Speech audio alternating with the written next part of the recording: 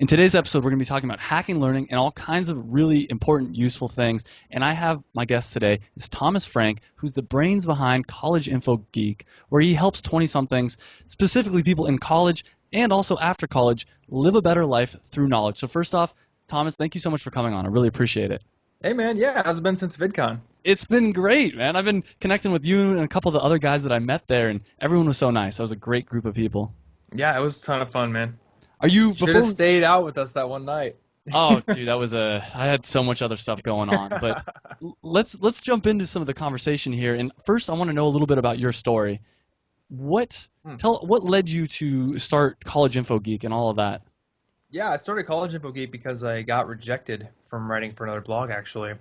So these two guys back in, I think, '06, they made this blog called Hack College, and it was Life Hacker for students, basically.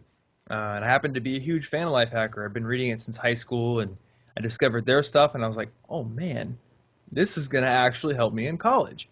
At about the same time, there are these people that give tours of the campus. They help you sign up for classes. They basically make all of the scary stuff less scary when you're an incoming freshman or when you're getting ready to go to college. They're called Cyclone Aides at my university because we are the Iowa State Cyclones, but they're basically just campus orientation representatives. And I remember when I was there the summer after my junior year, they did the tour for me, and I said, how do I become one of you guys? And they said, okay, when you get to college during the fall semester, you'll just sign up and apply, and if you get picked, you'll get picked. Well, I did get picked, and ended up going through this huge, like, intensive training for an entire semester on everything there was to know about the university, like the top 50 common questions you get from any student or parent, like, is my kid going to drink alcohol and die the first day he gets to school? Maybe. Possible. How do I deal with test anxiety? All that kind of stuff. We had to train on that. And at the same time, I was looking for ways to kind of boost my resume and share the things I was learning. So the blog eventually said, hey guys, we're looking for new student writers. Do you want to apply? Which I did, and they didn't accept my pitch, I guess. So I had stayed up all night writing one of these guest posts for them. And since it didn't get accepted, I said, well, I'll just put it up on my own blog and see what happens. It's either that or it goes to waste. So threw it up on the internet, and 5 years later, here we are. So it's been 5 years that you've had this site, and it sounds like the funny thing is you were planning on helping out this other site, but it's been much more of a blessing to start your own site. Am I Oh correct in saying my that? gosh, yes. That is awesome. Definitely. Yeah, I And mean, I actually became good friends with everybody who ran the blog. They were all great mentors, and eventually I ended up doing some work with them. I've written probably 5 or 6 guest posts for them. But eventually, they actually sold the site to another company, and right now it's not doing much. So I definitely am glad that I went my own direction. and before we talk about hacking learning, right now is your full-time income from College Info Geek, or how are you making your income? hmm Yep. It's all from the CIG. In fact, I don't even get paid for the other podcast I'm a part of, so currently, hopefully in the future. That's an awesome story, and we'll probably have to get to that later in the episode because I want to talk about this hacking learning. Hmm. But I always like the 20-somethings like yourself that are doing something outside the norm, and it's become very successful for yourself. But let's jump into hacking learning. So let's say there's someone, and what kind of learning do you want to talk about hacking? Are we talking about like physical things such as playing guitar, jujitsu, or is it more mental things, or both? It's interesting. The process of skill acquisition, the process of learning, they kind of go hand in hand. And the way that you would want to learn a skill, like you said, jujitsu or guitar, isn't a whole lot different than the way you go about studying an academic subject. There's going to be different things you do, but a lot of the processes are the same, and the way that your brain will encode the information is going to be very similar. I guess it just depends on the exact subject, whether it's very fact-based or very procedural like math or based on muscle memory. There will be an emphasis on practice in some subjects, and there'll be an emphasis on studying, groups of facts and associations and mnemonics instead of just rote memorization and practice. And what's an example of something you've tried to tackle learning recently? Is there anything?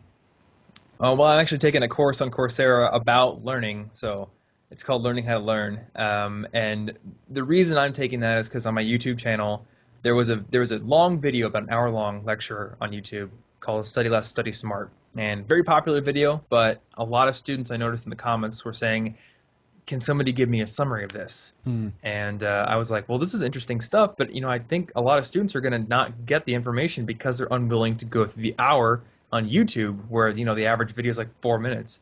So I sat down, took incredibly detailed notes on the whole thing, and then boiled it all down to a 6-minute video. Did very well on the channel, so I said, okay, next mission, let's do this Coursera course, which is very popular, but it's 4 weeks, 4 week-long modules. Try it, and that's what I'm working on now. So I've got all these notes, and I'm just working on boiling it down. And at the same time, I'm teaching myself about the science of memorization and learning and all that kind of stuff. So that hour-long talk, what were some of the bullet points that he was talking about and the big takeaways that you had? Yeah, there's a lot of them. So he talked about, I think the first thing was your brain is only able to focus on something for about 30 minutes on average. So, I mean, there's people who are on each end of the range, but the average person can only really study for 25 minutes. And after that point, 25 to 30, after that point, you go, your brain just kind of like drops off the efficiency cliff, which is why if you say, I'm going to study all night long, after half an hour, you're banging your head against the desk, you're like trying to read sentences, and they're just like the information's falling out of your brain the moment it goes in, and you're not getting anywhere. So what he says is to simply take breaks, every half an hour, 25 minutes, and do something else. As it turns out, according to the course that I'm taking, there are other reasons for doing this, but for one, it's just good to give your brain a little bit of time to relax. And there's a technique that I think every single person who even knows the word entrepreneurship has heard of, which is called the Pomodoro Technique. And everyone says to use this, but it really does work because it allows your brain to get out of this focused mode of thinking into what they call a diffused mode of thinking. And a good way to think of this is if you think of a pinball machine or maybe a Plinko machine. So a very crowded pinball table might keep the ball stuck in one little area for a long time because it's just pinging between these very tight-knit group of bumpers. Whereas a spaced out pinball machine with maybe like 9 bumpers in the whole table, it's going to be shooting the ball all around the place. So that's a good illustration to think of how your brain works, because when you're focused down on something, you're only letting your idea bounce between a very tight-knit group of neurons, essentially. And when you go away from it and you let your brain relax and you do something else, maybe go for a walk or relax for a bit, you're letting those ideas be accessed by many different parts of the brain. So that's this dichotomy between the focused and diffused modes of thinking. And generally speaking, you can only be in one at a time. So by giving yourself breaks, or by going off to study something else for a while after you focus on one subject for maybe half an hour, you're letting yourself mull over that thing you focused on with all of your brain. So you talk about these breaks, and during a break, what kind of things are you doing? I mean, are you watching TV, or are you just laying on the floor meditating, or somewhere in between? Do whatever you want, really. It's all about relaxing yourself and keeping your motivation up. One of the best things you can do for learning and memory is exercise. So if you're gonna go take a break, eventually like going out for a walk is a great thing. But you don't always have to go exercise. You don't always have to be trying to be the most efficient machine that you can possibly be. Even if you want to give yourself 5 minutes to just chill on Facebook or go play a video game. Honestly, I'll get up in the middle of the day and usually go play my Wii U, and like 20 minutes maybe, and it's just a perfect break. So do you use the Pomodoro Technique? Yes. So the funny thing about the Pomodoro Technique is as somebody who's been recommending it for years to other people, I'd never used it that often. I'd just be like, okay, so the kicker with the Pomodoro Technique is that you have to have an external motivator, which is why I think his name is oh my God, I can't remember the dude's name. The dude who came up with it advocated using an actual kitchen timer. You set the kitchen timer for 25 minutes. And I would say to myself, okay, all I got to do is just tell myself in my head I'm going to work on this one thing for 25 minutes, right? Like it's the same thing. And even though I knew that it wasn't, I would just be too lazy to actually set the timer. And I've realized over the past month or so that actually setting the timer works ridiculously well. There's something about setting that external motivator, just having this external accountability device that actually gets you into the mode of working so much better than setting it in your brain. And the reason for this is because when there's a task you don't really want to do, the neural response is very akin to a pain response when something hurts. So your brain actually gets that fight or flight response coming in for it, and that's why we procrastinate on things, because we think that's going to be painful. We go off and do something else, and then those anticipation feelings of pain will just compound as we continue to put this thing off. But once you get into something, after a couple minutes even, those feelings of pain go away. Hmm. So the Pomodoro Technique is creating that external motivator to push you past those initial few minutes of pain, and then you're good after that. And I've noticed, once I get into the first few minutes of a session, I'm good to go. I can often go for longer than 25 minutes, but I have to have that little piece of external accountability to even start. Yeah, I use a very similar technique. I do 50 minutes on, 10 minutes off, then 50 Oh, minutes okay. on. Yeah, and I Yeah, it's found totally cool. for me that's the perfect amount. I was looking for my kitchen timers around here, but I guess I left them in my other room. I have like three different ones. I have one that I use for the 50 minutes, one that I use for the 10 minutes, and then one that I have for random time settings. And Hmm. what I found is just like you said, once I hit that and I start working, one of two things happens. Either after 30, 40 minutes, I'm like, oh, I'm done with that task. And I look down, I'm like, oh, I have another 10 minutes to go.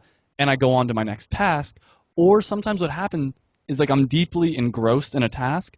But when that timer goes off, I'm like, I really should take a break because I could feel myself kind of going in circles. So it works both ways to motivate you to go farther and to tell you, hey, take a quick break, reevaluate this. And then a lot of times after that 10-minute break, I come back and I'm like, duh, the answer was right here. Like, why didn't I think about that? So. That's a perfect example. Yeah, you're shifting from that focused mode of thinking to the diffuse mode of thinking. You're letting ideas that were once confined to one little tiny area of your brain bounce around in a more relaxed fashion. And that's why when you come back, that's why when you take showers, you get amazing ideas. I remember Andrew, my co-host on Listen Money Matters, he had a meeting with some executives of a company that wanted to potentially advertise on the podcast, and he was like, "Hey, dude, I'm on in 5 minutes with these guys. Do you have any ideas for marketing like that I can kind of pitch them?"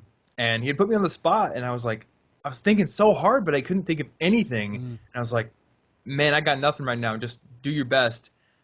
He gets on the call. I go take a shower, and in the shower, just like a whole marketing plan, like 8 different ideas pop into my head. I'm like frantically hopping out, like texting him in the middle. Tell him this, all this. It's just crazy how much you can come up with when you're not just doggedly focused on the plan. Yeah, absolutely. And I think you bring up a great point that a lot of new entrepreneurs don't realize is that you need to let yourself relax. Like if you're Hmm. constantly working, it's not actually work. At a certain point, you're just typing random crap on the keyboard. Yeah, yeah. There's definitely this. Actually, I got the feeling at VidCon that a lot of people, successful people, work all the time, and if it works for them, that's cool. But there's like this general feeling of that's what you have to do. You have to work all the time, and if you're actually working all the time, then cool, you're a machine, good for you. But I've noticed that a lot of people who say they work all the time aren't working very efficiently all the Mm. time. They might be like hopping back and forth between email and some other tab they're researching in and not really accomplishing much of anything in any one area over the entire stretch of their workday. Whereas if you say, I'm only going to work for 8 hours today, without fail, I will quit at 6 p.m., then you're more likely to focus on one specific thing and actually make real progress in it. Yeah, absolutely. I think to your point about a lot of everyone saying they're so hardworking, I think a lot of people think they work harder and smarter than they do. Like I had a friend Mm. who his butt would be in the chair for 12 hours, but I'd look at his screen and he's screwing around like almost every time I'd look over there. So I'm like, does that really count? Wouldn't you rather just take a real break and then come back and work hard? Yep. Yep, definitely. That's why I don't feel guilty when I go play my Wii. Yeah. But I So do feel guilty when I find myself just like surfing YouTube or something. hmm So let's talk about the hacking learning. And we talked a couple different things. It seems like a big thing is giving yourself breaks. And what other memorization techniques and stuff like that do you recommend or use yourself? Yeah, so one of the biggest ones is called spaced repetition. If you've heard of this, it's basically uh, you're playing on the fact that the brain will better encode information if you recall it over a long period of time.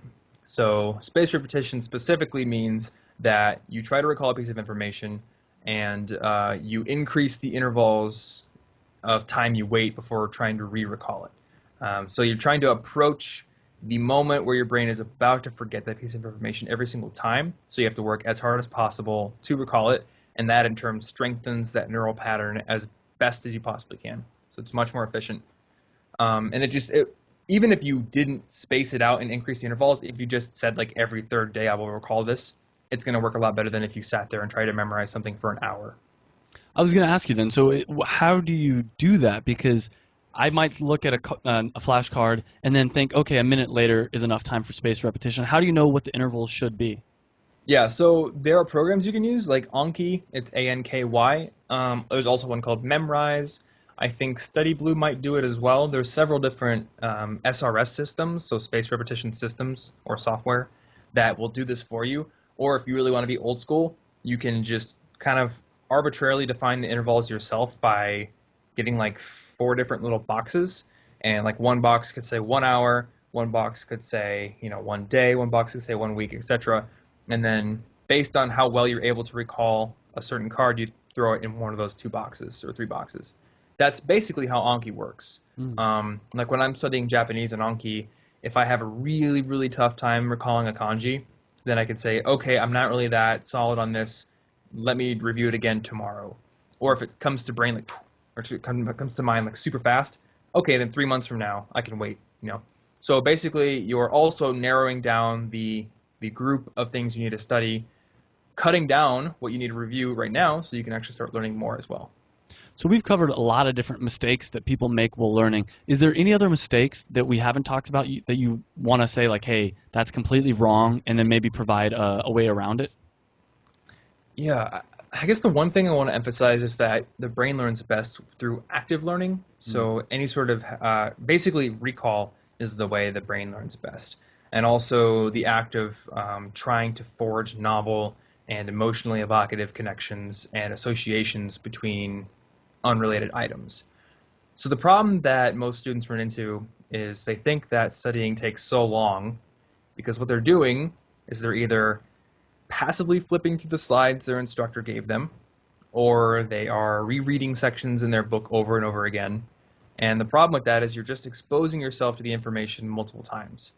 And a much more effective and shorter method of studying it is to create quizzes for yourself and then actually take those quizzes at a later time. So you're both putting the material in your own words and going through the exercise of picking out the most important and most meaningful parts, creating questions out of them. You're actually reformatting that information, and then later on you're recalling it. Now, I say this, and teachers will say this, and like everyone in academia will say it, but students won't do it because it's hard. So that should be like the gut check is I can tell if I'm studying well because it's mentally taxing and difficult, and I haven't just been sitting here boredly flipping through pages. I've heard, and this is something I've experienced with myself though, but basically one of the best ways to learn something is actually by teaching other people. And what I've heard is that Native American like tribes consider the teaching process, not all Native, some of the ones apparently consider part of the teaching process or teaching someone part of the learning process. It's like the final step. And I've found Okay. myself that when I've done like the 1-page sheet, for instance, I did like a 1-page sheet in Spanish. And when I'm organizing that, I have to think like, well, how should this be organized? And in that process, it makes things just easier to understand. So I Okay. completely agree with you. And I think doing the quiz is a very similar process to that. Yeah, that's cool. I haven't heard of that before. So, another point to make about quizzing yourself is it helps you combat the illusions of competence. So, the problem that a lot of students have when they highlight a lot of material in the textbook, or when they sit in class and they watch a professor work through a problem and say, "Oh, I can understand that," or even in the real world, or maybe like you're at your job and your coworker's trying to teach you something and you watch them do it and go, "That makes sense." The problem is you don't truly understand something until you can completely recreate it.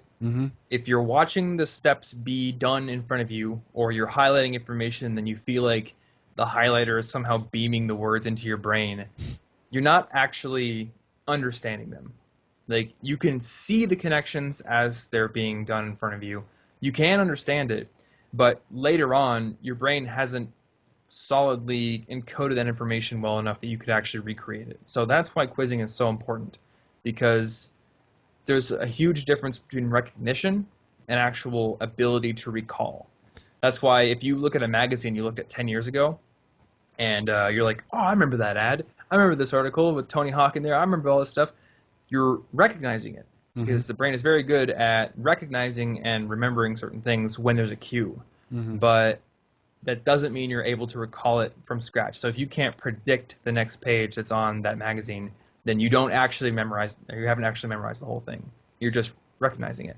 So So in a it's testing situation or application situation in real life, if you haven't gotten to that actual, understanding memorization point, then you're not going to be able to perform well enough. So it's kind of why multiple choice tests are so much easier than essay tests? Yes, though multiple choice tests can be hard in their own right because the questions are often written so you second guess yourself. Mm. If your understanding isn't solid enough, then answers that are close to the correct answer can actually mislead you. So Okay. they all have their difficult parts. I've always found that multiple, like a fill in the blank kind of thing, to me is much harder because it's like you have to completely recall that. Mm. Where you're right, some of the multiple choice tests are a little bit confusing, but generally I've found that it's like, all right, well, one of those is the answer. That one looks really familiar. Yeah, it's true. I've heard certain professors will sometimes recommend covering the multiple choice answers and just reading the question and trying to recall the answer first. Mm. That way, when you look at the answers, one is less likely to distract you. But I haven't read any research on it, so That's I should really dig more into interesting. it. Yeah. I want to kind of talk about your blog and all that, but before we jump over there, is there any other stuff about hacking learning you want to talk about? Because I know you could talk about this for hours. I think we've kind of done a good job of covering most of it. I think one thing I was actually putting into the video I'm making today is something called interleaving, Hmm. where you're learning multiple things. So if you've kind of banged your head against something for a certain period of time, then keeping at it, it doesn't really help anymore. So if you instead move on to a different area of study for a while, then you're kind of mixing in multiple ideas and your brain is able to make connections between them. And this helps combat something called Einstellung, which is a German word that basically means you're very set in your ways and things you've already learned can actually block your brain from being able to understand and accept new ideas. Mm. And when you interleave your studies by hopping from one thing to another and kind of mixing them up between each other, hopping back and forth, then you're less likely to fall into this trap. So scientists who they go into other areas of study and they make sure to remain curious and have other hobbies and things are less likely to get very set in their ways than people who study just one specific field and never really branch out. So how would you recommend people use this? Would this be within one day, you study one thing for a few hours, then another thing for a few hours, or is this within a year, spend 3 months on one course, 3 months on a different course kind of thing?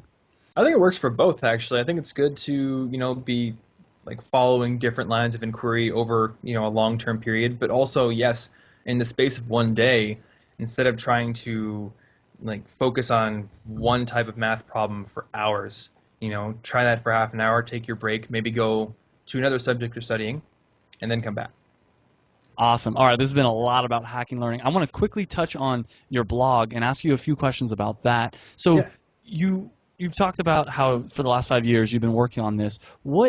Have you found has been the best for actually growing visitors to your site and growing the actual community there? Okay, so I get this question a lot from students who also want to build blogs, and I kind of boil it down to a few different answers. Hmm. So for me, it's been a consistent effort to improve every time. Hmm. So I try to improve one thing with each piece of content I create. With videos, it could be like, okay, this time I'm going to try to increase my ability to recall my script better, or I'm going to make my rate of speech better, or I'm going to try a new animation technique in After Effects, just some little part. So every single week, I'm improving and becoming more of an expert holistically. Also, just consistent content. And if I look at my analytics, I can see basically the moment when I like promised myself I would put something out every single week, it's like Huh. like a Wow. hockey stick pretty much. The blog's growth was actually quite stagnant for a couple of years, like good enough that it was keeping me alive and everything, and I think it was helping people. But once I started being serious about consistency and serious about constant improvement, there's just been ridiculous growth. Um, Also, just making connections with people. Hmm. And that's very cliche advice, but I think if I look back at all the catalysts for like the 1 day catalyst for growth, they came through relationship building. There was hardly ever, a huge spike where it's like I didn't know somebody who helped me out with that or opened the door for that opportunity. So I think it's just really important to get to know people who are doing the same things with you, who are not doing the same things as you, but have similar interests or similar hobbies or, something you guys can connect on and just keep growing that network. So you're talking about growing the network. Are you talking about with other creators or with your audience or both? Well, both, definitely. I think when you're small, especially, really shower the small audience you have with attention.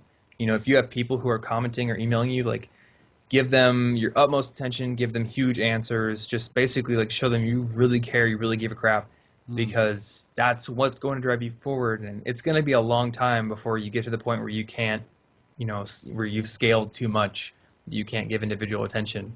I've gotten to that point now, and it's very difficult to deal with. But before that, I kind of made it a point to answer all of my comments and answer all my emails, and I think that helped a lot to sort of build trust and show that like I actually care about the things I'm teaching, and I think that helped grow the business. That's awesome. So let's talk monetization strategy really quick. Like, how have you monetized the website? Because it's great to have a big audience, but I know a lot of, especially at VidCon, there's a lot of people, for instance, that have a big audience, but they're not making almost any money. So how have you done it? Yeah, I mainly did it through referral ads. So instead of an ad where it's like, hey, we'll pay you X dollars for 1,000 views or however many clicks, it's things where like they click through from your link and buy the product so you get a cut of the sale. So like textbooks is a huge one, Amazon affiliates is a huge one, and basically, you know, students that find resources via my site and they go buy them, I can get a cut of that sale. So that's the main way that I do it. And then also speaking, which has been a really recent one. But yeah, I just like since doing YouTube, you know, doing YouTube kind of is a little bit of validation that I know how to speak. And I put up a speaking page on my website, and I've got a few gigs booked for this year. So that can build a full-time income pretty quickly once you have the audience. For example, my friend Grant has been making a full-time living doing this for the past, I think, 10 years. Grant Baldwin? Yeah. I had him on an episode earlier. Oh, did you? Yeah. Yeah, he's a good friend. Actually, going back to my college days when I was a cyclone aide, one of my jobs was to book him for an event we were doing on campus. And then I was the guy who had to drive him around with a golf cart, and I was in the session the whole time, making sure that everything went well for him, and I introduced him and everything. So that's when I first met him, and I don't think he was doing much or anything at all with online business building. He was very focused on speaking. And then a couple of years ago, he said, hey, I kind of want to get into the stuff you're doing, and I know you want to speak, so let's meet for lunch next time I come to Iowa State. And we've just been hanging out and talking ever since. That's awesome. All right, so this episode has been chock full with like a ton of information, but I want to wrap it up with one last question. And I know you're in your 20s, so this might be a little bit tougher of a question, but what general advice, or is there anything you wish you could tell all the other 20-somethings out there, something that you've learned recently or you know now? There's so many things.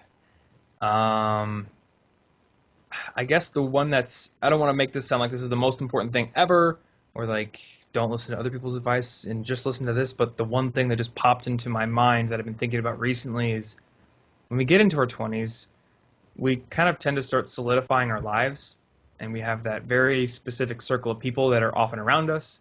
We have our jobs, and we have our Netflix shows or whatever it is that we do, and we get into a routine, and we kind of stop putting attention on other people. Like the people that we were friends with, or the people that we just haven't seen in a while, or maybe people in our network who are more business contacts. And when we were in school, we got so much feedback, and we got so much attention placed on us as a student and a learner. Teachers were saying, oh man, you're coming up, kid, you've got a lot of potential, and it felt so good to hear that. And then you get into your 20s and like you're not special anymore, and you're not the center of attention anymore. And I mean, the thing is, you never were special. There were just people who either made it their job or their priority, or who loved you enough to give you attention. And I think that we can still do that for people who have gotten done with education, you know, who are just friends with their own regular jobs and their own hobbies, and we can still reach out and make them feel special. And I think that's a good thing to keep in mind, because it takes deliberate effort once you get into your 20s and you start getting into those routines. So, I like that. Just think about your friends, think about the people in your life, and reach out to them on a regular basis. Call them for their birthday and, you know, just see what they're doing. It's a great piece of advice. Where can people find out more about you, Thomas? Yeah, collegeinfogeek.com, and then I'm on Twitter at TomFrankly. Awesome. Thank you so much for coming on. I really appreciate it. Yeah, no problem, dude. Hey guys, I hope you enjoyed that video, and if you did, make sure you hit the big red subscribe button down below. You can also check me out on Facebook and on Twitter. And I release a new video every Monday, and by hitting that subscribe button, you'll get those new videos every Monday. And this is really a podcast. It's also a website. You can check out the website. It's howtodoyour20s.com. I'll put a link right over here as well. And what it's all about is trying to improve your life. And we specifically focus on things that people in their 20s are interested in. So make sure you like the video if you liked it. Subscribe. Like us on Facebook and Twitter, whatever. But I hope you enjoyed the video, and I hope to see you again on another video.